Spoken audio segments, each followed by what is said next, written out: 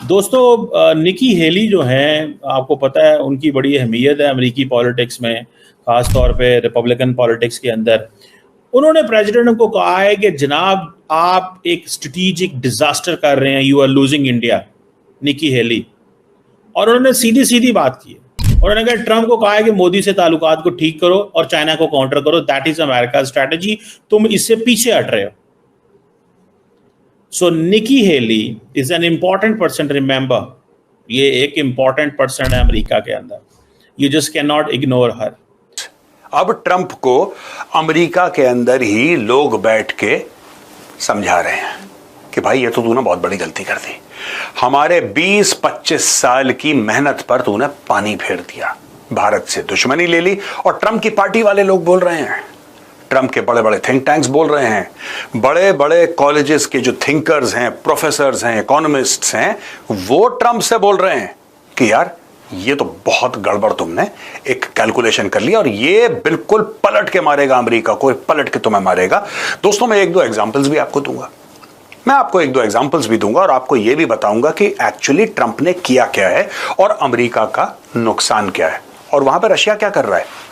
ये एक दूसरे लेवल का गेम चल रहा है, चलिए देखते हैं।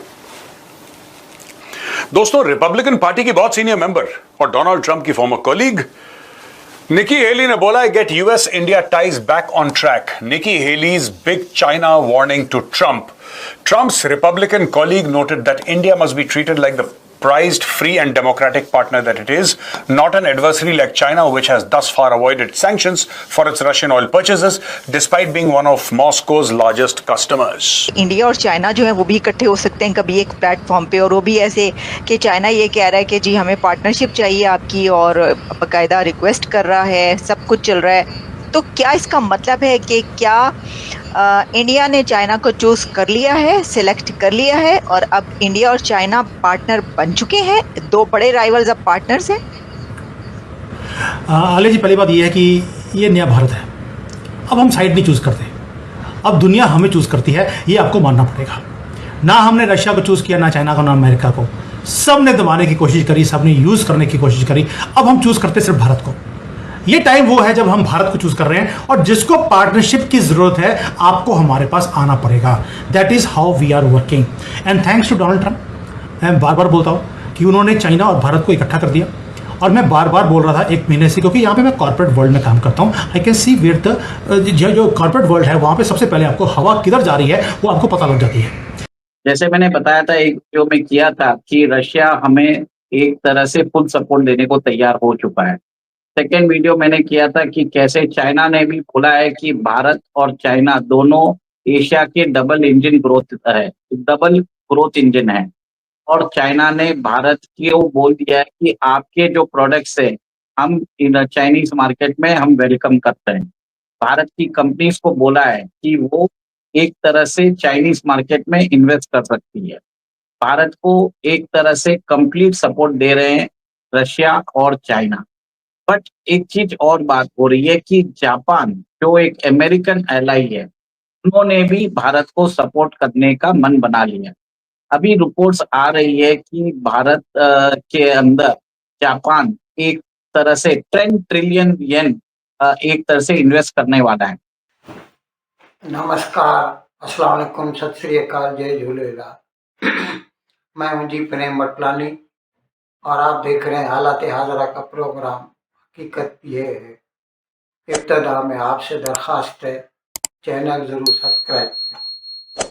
दोस्तों 2-3 रोज़ केवल भी मैंने ऐसा प्रोग्राम किया था और आपको बताया था कि किस तरह अमेरिका का सदर ट्रंप जो भारत के ऊपर सैंक्शंस लगा रहा है या टैरिफ लगा रहा है, उसकी वजह से अमेरिका में बजाते खुद उसकी अपनी सियासी पार्टी जो रिपब्लिकन पार्टी है उसमें बगावत पाई जाती है, और वो लोग उसकी अब मजम्मत तो नहीं कहेंगे, शिकायत कर रहे हैं। और मैंने ये भी बताया था कि किस तरह जो साउथ कैरोलिना की साबिक गवर्नर हैं और खासा असर रसूख रखती हैं, मोहतरमा निकी हेली। अच्छा, ये अभी जब भी 2024 में इलेक्शन हुए थे, तो इससे पहले जो इंट्रा पार्टी होते हैं इनमें नॉमिनेशन के लिए, तो उसमें निकी हेली भी प्रेसिडेंशियल कैंडिडेट के लिए कोशिश कर रही थी। बाद में मिडवे उन्होंने छोड़ दिया इसे। तो इतना असर रसूर रखने वाली जो हैं निकी हेली, उन्होंने पहले भी शिकायत की, 2 रोज के बिल फिर उन्होंने शिकायत की कि ट्रंप बहुत गलत कर रहा है, कि हमने जो 20-22 साल से लगातार मेहनत करके और भारत को जाहिर है पहले सोवियत यूनियन था, फिर बाद में रूस, उसके ब्लॉक से निकाल कर लेकर आए थे, और जिसके लिए कहा जाता है कि नेचुरल अलाय है, क्योंकि भारत दुनिया की सबसे बड़ी जमहूरियत है और अमेरिका तो जमहूरियत का चैंपियन अपने आप को गर्दानता ही है, भले हो न हो, लेकिन कहता तो है। तो इस लिहाज से वो एक नेचुरल अलाय बन जाता है। तो निकी हेली के कहने का मतलब था कि ट्रंप ये बहुत गलत कर रहा है, और परसों भी उसने ऐसा फिर से कहा कि हमारी मेहनत को रायगा मत जाने दीजिए।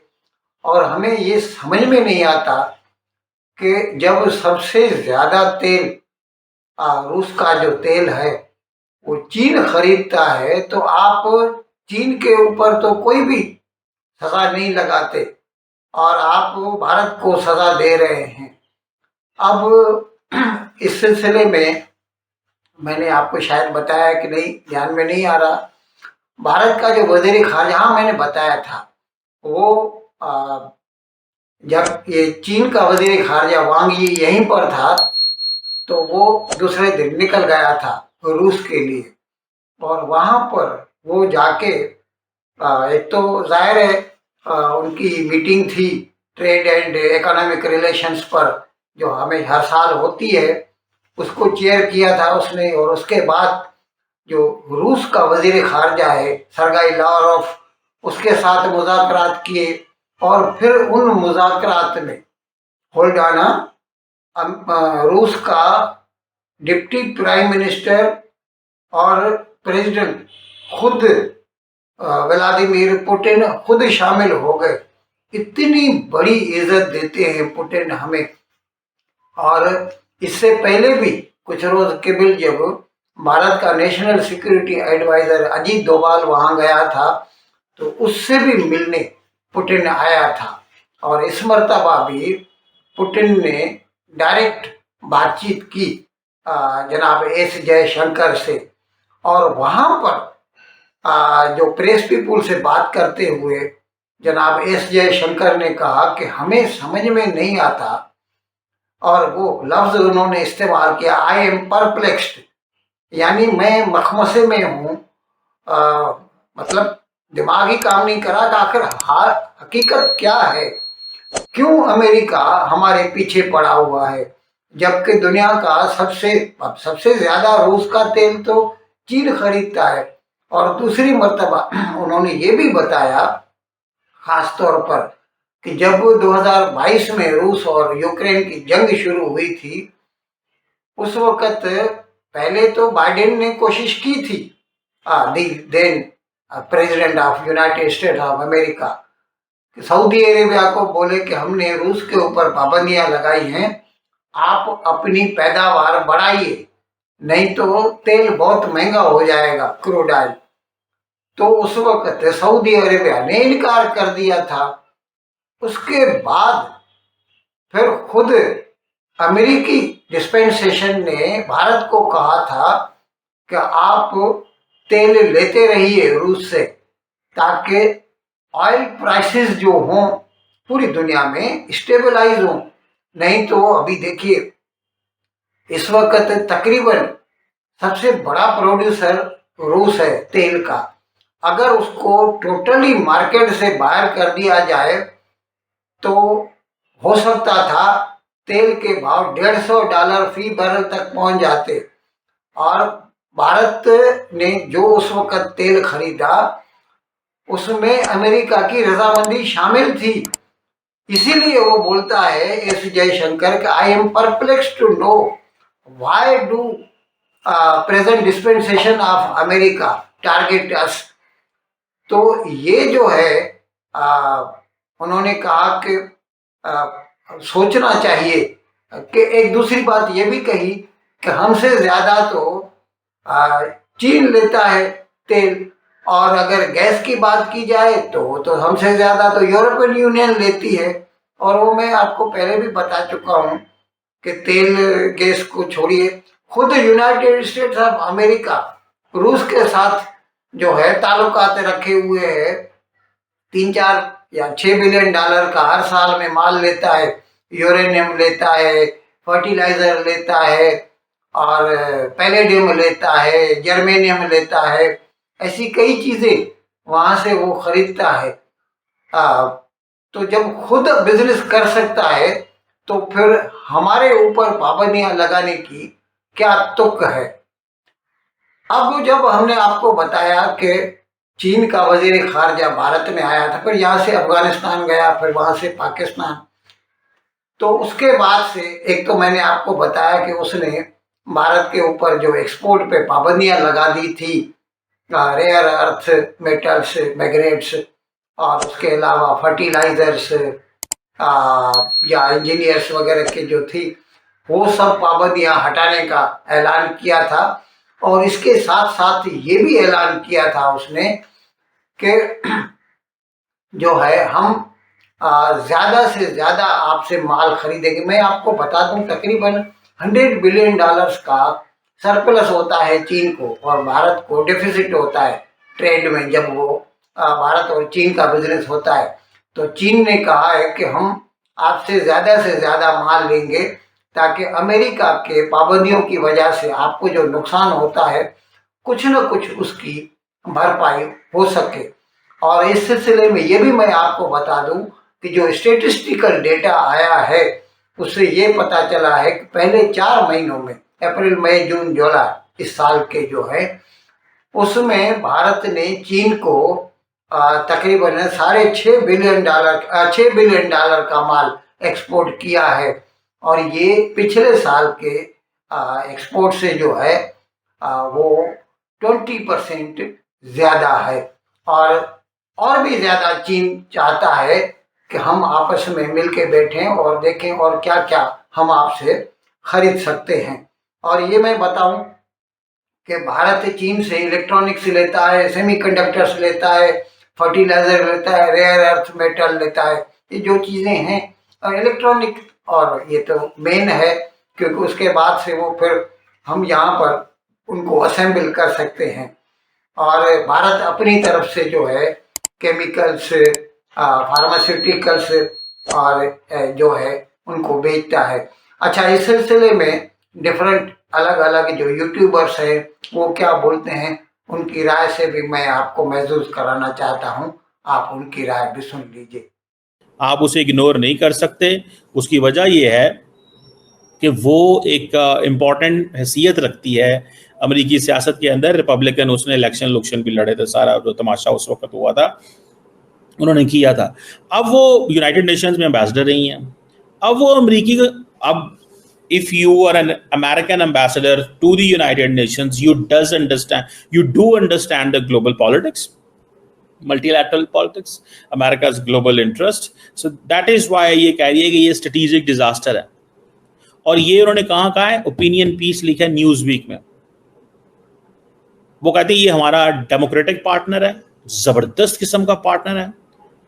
तो ये चीजें जो हैं वो पाकिस्तान या चाइना या ये चीजों में वो कहती है ना पढ़ो, आप सिर्फ और सिर्फ इंडिया की तरफ देखो। चाइना एक कम्युनिस्ट कंट्रोल्ड चाइना है। पर सवाल यह है, क्या इंडिया भी चाइना को कम्युनिस्ट कंट्रोल्ड चाइना कहता है? क्या इंडिया भी चाइना को यह कहता है कि तुम लोग फ्री वर्ल्ड जो तुमको उसके लिए एक खतरा हो? इंडिया ये नहीं कहता है। इंडिया का ये मसला नहीं है, ये अमेरिका का मसला है, डेमोक्रेसी प्रमोट करना, ये सारी चीजें करना। और ये जो अमेरिका और भारत के दरमियान ये जो पार्टनरशिप है वो कहती है it should be to counter China. और ये कोई दिमाग नहीं रखते इस वक्त, वो कह रही है मौजूदा सदर जो हैं उनके पास कोई दिमाग मौजूद नहीं है।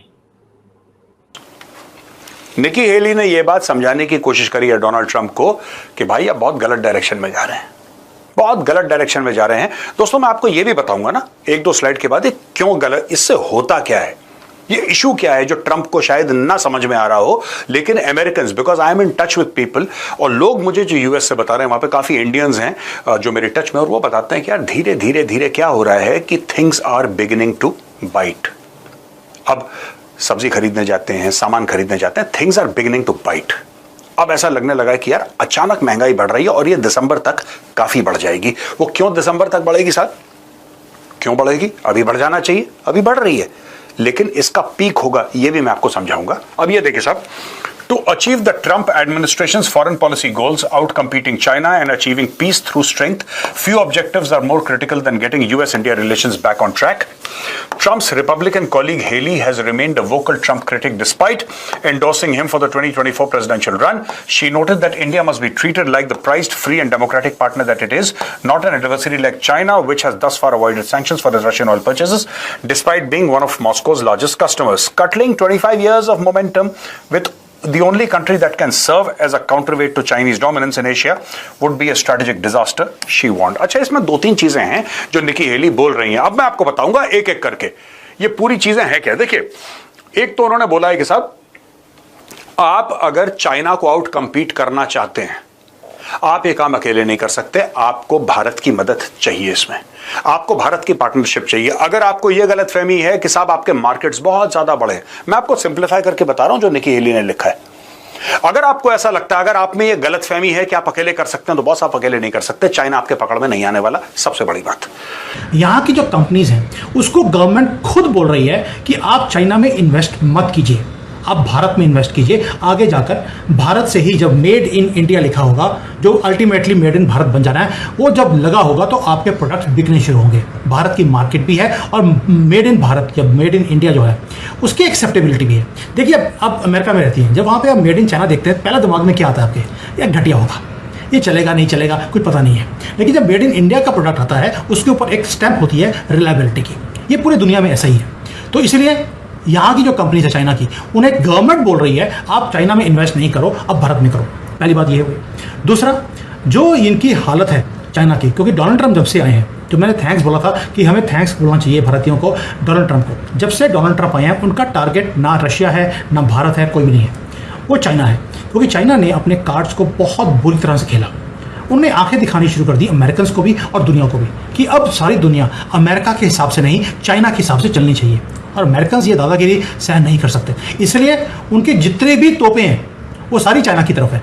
यहाँ की जो मेजर इंडस्ट्रीज थी, उन्होंने उनको टारगेट किया। स्टील, एल्यूमिनियम इनकी बैकबोन है चाइना की। पहले उनके ऊपर लगाया कि भाई कोई भी स्टील पूरी दुनिया से कोई भी अगर अमेरिका में इंपोर्ट होगा तो 25-30% उसके ऊपर टैक्स लगा दिया।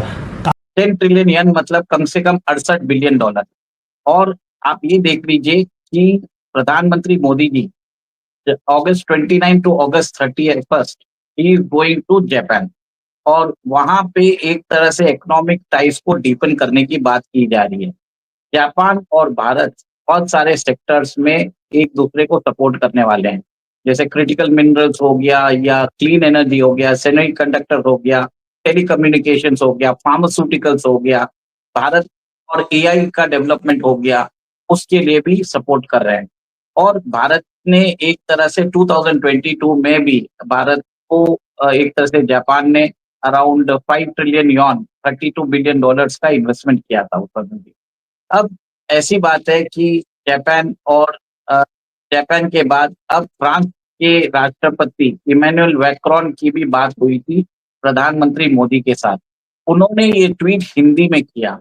उन्होंने बोला है कि भारत और फ्रांस की जो रिलेशनशिप है वो एक स्ट्रेटेजिक रिलेशनशिप है, और उन्होंने ये भी बताया है कि आगे जाके वो भारत के साथ डीप इकोनॉमिक कोऑपरेशन चाहते हैं। उन्होंने बोला है कि 2025 में फ्रांस होस्ट करने वाला है आर्टिफिशियल इंटेलिजेंस की समिट, एआई समिट होस्ट करने वाला है पेरिस में।